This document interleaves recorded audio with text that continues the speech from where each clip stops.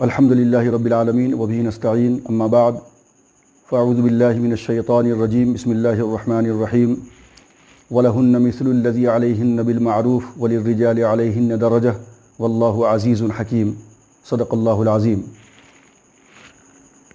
بزرگان محترم، ناظرین کرام، کل 8 مارچ ہے اور ہم تقریباً 110 سال یعنی 110 وومنس ڈے سیلیبریشن منانے جا رہے ہیں۔ یہ ویمنس ڈے، عورتوں کا دن، جیسا کہ آپ جانتے ہیں کہ یہ ویمنس ڈے کی ابتدا کیسے ہوئی۔ یہ تھا ایک، یوں سمجھیے کہ لیبر موومنٹ۔ 1908 کی بات ہے کہ جب تقریباً 15,000 عورتوں نے نیو یارک سٹی کی روڈ پہ مارچ کیا، اس بات کا مطالبہ کرتے ہوئے کہ ہم عورتوں سے جو کام لیا جاتا ہے اور اس کے جو آورز ہیں اس آورز کے اندر کمی کی جائے، نمبر 1۔ نمبر 2، ہم کو کام کے اوپر جو اجرت دی جاتی ہے، جو ویجز دیے جاتے ہیں، اس اجرت کے اندر اضافہ کیا جائے۔ اور نمبر 3 کہ اس وقت شاید عورتوں کو ووٹ کاسٹ کرنے کی اجازت نہیں تھی، ہم کو ووٹ دینے کا بھی رائٹ دیا جائے۔ یہ 3 مطالبات تھے عورتوں کے۔ 15,000 عورتوں نے نیو یارک سٹی کی روڈ کے اوپر مارچ کیا 1908 کے اندر۔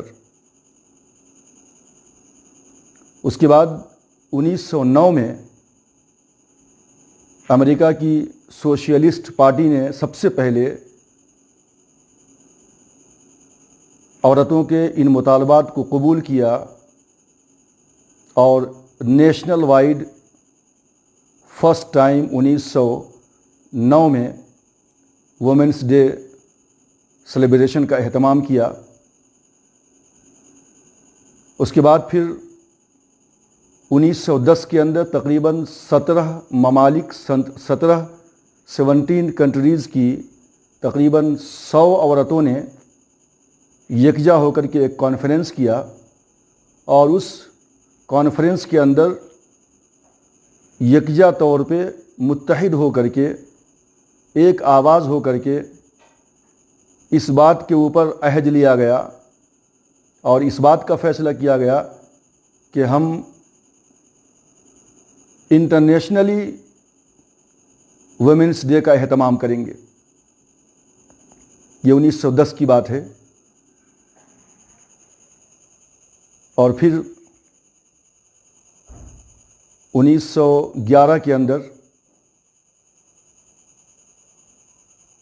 سب سے پہلے انٹرنیشنل ویمنس ڈے کا اہتمام کیا مختلف ممالک نے، جس کے اندر سے آسٹریلیا، ڈنمارک، جرمنی، سوئٹزرلینڈ، یہ وہ ممالک ہیں جنہوں نے 1911 کے اندر پہلی مرتبہ انٹرنیشنل ویمنس ڈے سیلیبریٹ کیا۔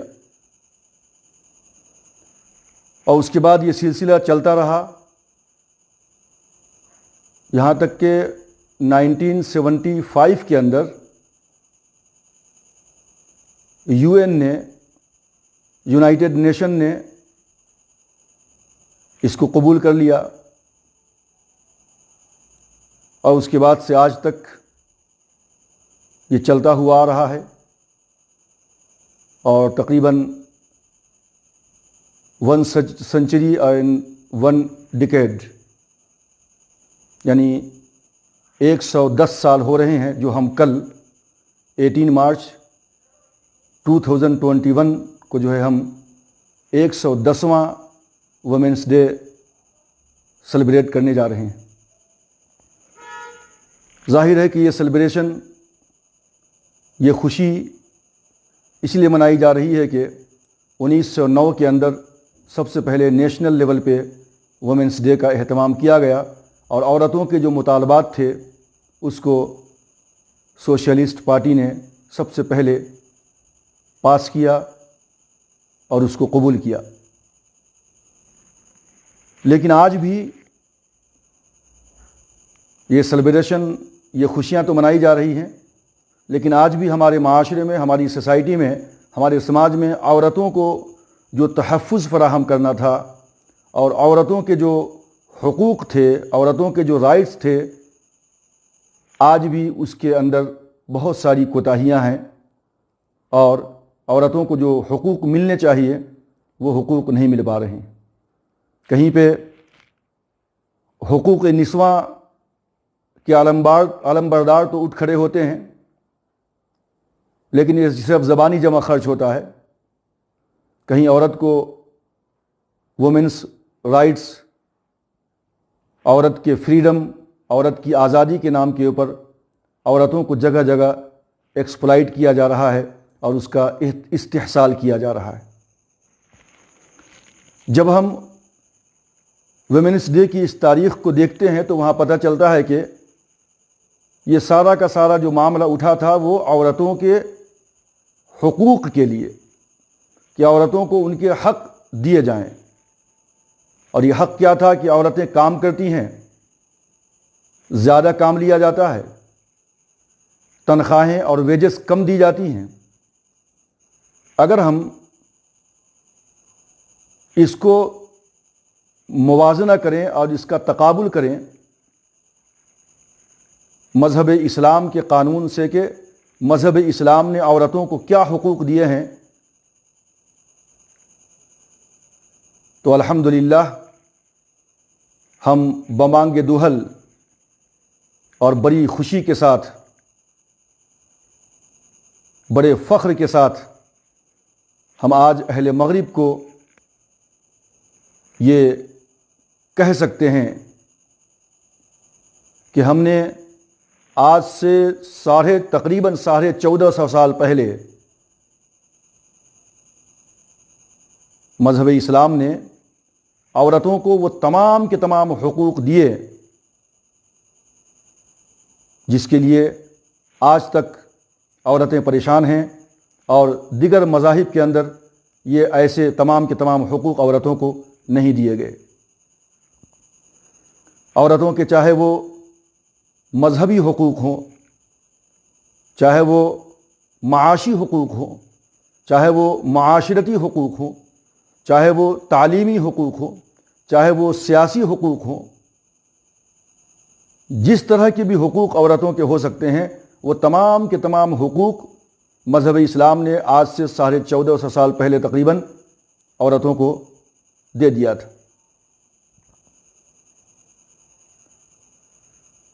اگر ہم زمانے جاہلیت کا مطالعہ کرتے ہیں تو پتہ چلتا ہے کہ وہاں پہ عورتوں کی کوئی حیثیت تسلیم ہی نہیں کی جاتی تھی، لیکن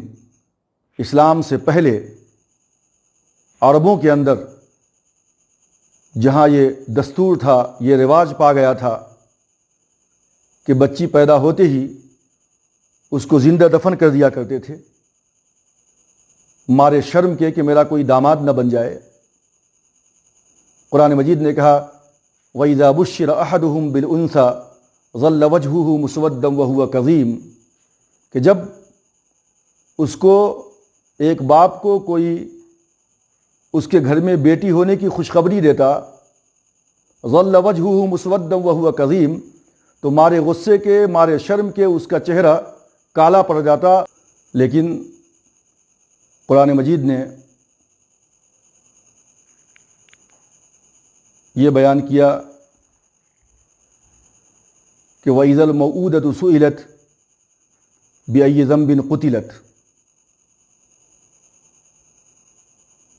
یعنی اس سے قبل قرآن مجید نے کہا کہ یتوارا من القوم من سوء ما بشر به ایمسکہ علی ہون ام یدسہ فی التراب، اس کا چہرہ غصے سے لال پیلا ہو جاتا کہ اگر کوئی اس کو خوشخبری دیتا کہ تمہارے گھر میں بچی پیدا ہوئی ہے۔ یتوارا من القوم من سوء ما بشر به، وہ اپنے چہرہ کو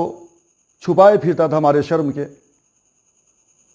پھر وہ یہ سوچتا کہ ام یدسہ فی التراب ایمسکہ علی ہون، کہ وہ یا تو اس کو اپنے گود میں لے اپنے گھر میں رکھے یا پھر اس کو مٹی کے اندر لے جا کر دفن کر دے۔ تو زمانے جاہلیت میں اسلام کے آنے سے پہلے اہل عرب اپنی بچیوں کو مارے شرم کے زندہ دفن کر دیا کرتے تھے۔ قرآن مجید نے کہا وَإِذَا الْمَوْءُودَةُ سُئِلَتْ بِأَيِّ ذَنبٍ قُتِلَتْ، کل قیامت کے دن اللہ کے ہاں پوچھ ہوگی ان زندہ درگور کی ہوئی بچیوں کے بارے میں کہ آخر کس جرم کی سزا میں، کس جرم کی پاداش میں ان بچیوں کو زندہ دفن کیا گیا تھا۔ قرآن مجید نے کہا کہ لا تقتلوا اولادکم خشیۃ املاق، چاہے وہ بیٹا ہو یا بیٹی ہو، اپنی اولاد کو مارے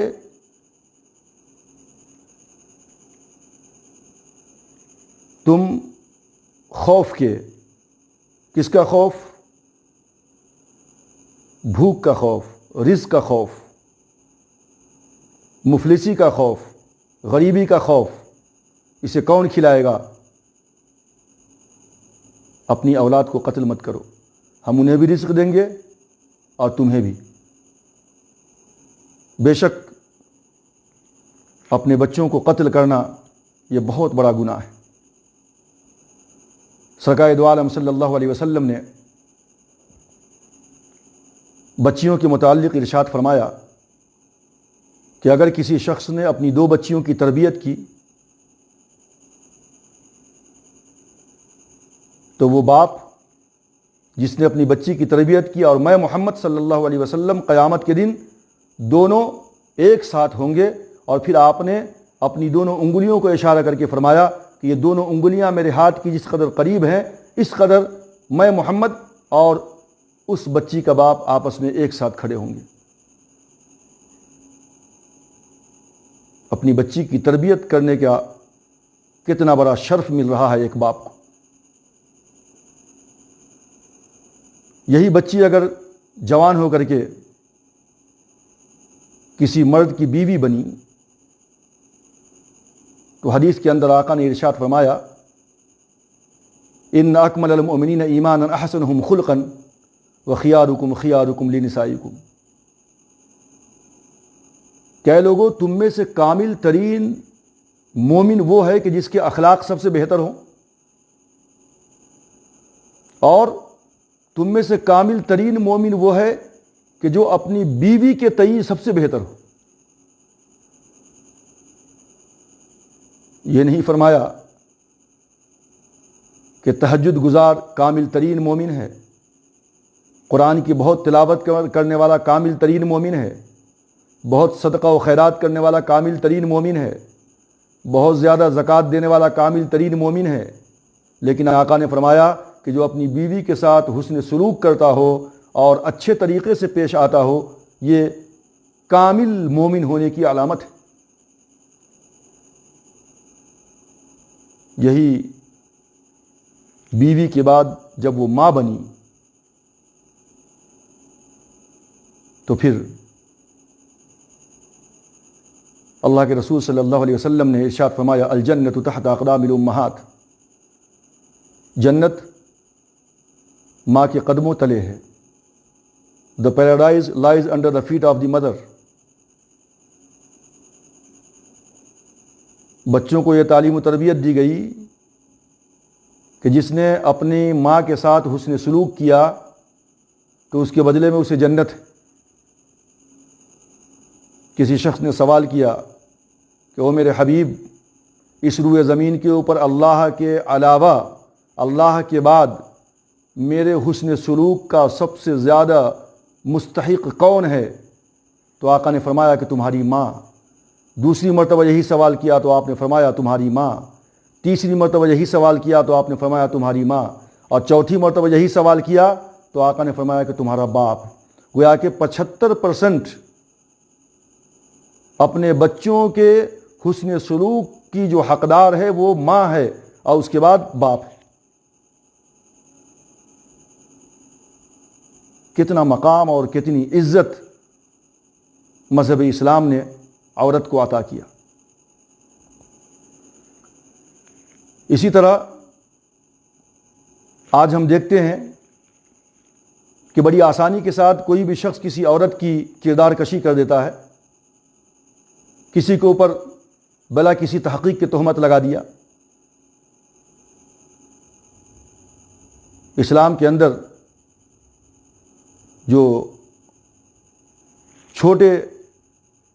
کم درجے کے جو جرائم ہیں، اس جرائم کو ثابت کرنے کے لیے 2 گواہ کو پیش کرنے کی شرط رکھی گئی ہے، لیکن جو بڑے جرائم ہیں، بڑے جرائم کے ثبوت کے لیے 4 گواہوں کو رکھا گیا ہے۔ اور اسلام نے عورت کا وہ مقام عطا کیا، قرآن مجید کی نگاہ کے اندر عورت کی عفت، اس کی عظمت، اس کی عصمت اور اس کی پاک دامنی اس قدر اہم ہے کہ قرآن مجید نے کہا کہ اگر کسی شخص نے کسی عورت کی طرف بہتان ترازی کی، بہتان تراشی کی، کسی عورت کی کردار کشی کی، کسی عورت کے اخلاق و کردار کی طرف اس نے انگشت اٹھائی، تو پھر اس کو ثابت کرنے کے لیے 4 گواہوں کو پیش کرنا ہے، اور اگر 4 گواہ پیش نہ کر سکا تو پھر جس نے یہ تہمت لگائی ہے اس شخص کو 80 کوڑے مارے جائیں گے، اور 4 گواہوں کے اندر سے کسی ایک گواہ نے بھی غلطی کیا، جھوٹ بولا، تو پھر 4 کو سزا دی جائے گی۔ تو عورتوں کی طرف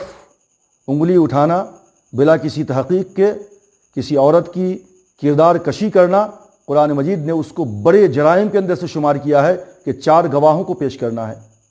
یہ حقوق، یہ رائٹس اور یہ عظمت قرآن مجید نے عورتوں کو عطا کیا ہے۔ اللہ فرماتے ہیں والذین یرمون المحصنات ثم لم یاتوا باربعۃ شہداء فجلدوہم 80 جلدۃ ولا تقبلوا لهم شہادۃ ابدا واولئک هم الفاسقون، کہ وہ لوگ جو کسی پاک دامن عورت کی طرف تہمت لگاتے ہیں اور 4 گواہ کو پیش نہیں کر سکتے تو ان کو 80 کوڑے مارے جائیں گے، اور کبھی بھی زندگی میں ان کی گواہی قابل قبول نہیں ہوگی، اور یہ فاسق ہیں، یہ مجرم ہیں، ایسے حضرات جو بلا کسی تحقیق کے کسی عورت کی کردار کشی کرتے ہیں۔ وومنس ڈے کا سلسلہ جو شروع ہوا، جیسا کہ میں نے ابتدا کے اندر آپ کو بتایا کہ عورتوں نے اپنے حقوق کا مطالبہ کیا تھا کہ میرے کام میں جو وقت لگتا ہے، وہ وقت کی جو مدت ہے، اس وقت کو کم کیا جائے۔ اسی طرح جو ویجز ملتے ہیں وہ اور بڑھایا جائے، مزید اضافہ کیا جائے، اور ووٹ کا حق ہم سب کو دیا جائے، یہی مطالبہ تھا۔